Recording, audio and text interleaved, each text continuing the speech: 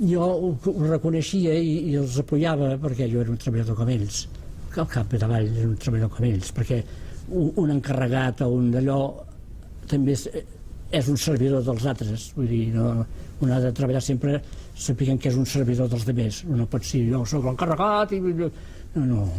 No pot ser així, per això amb mi no van haver-hi mai cap problema amb els d'allò.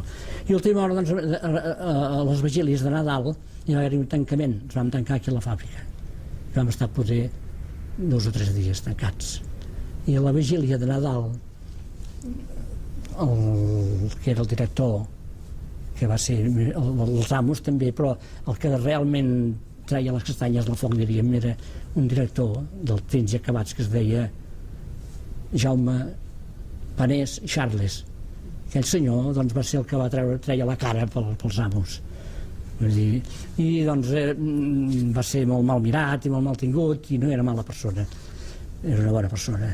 I doncs a última hora van arribar amb un acord que els donarien 30 dies per anys treballat.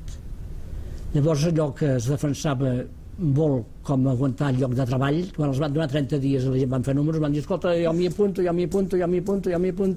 se n'hi van apuntar més dels que tenien de marxar.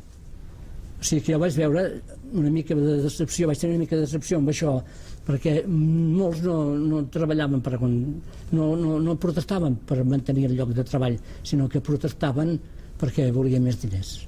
I això jo vaig tenir una mica de decepció.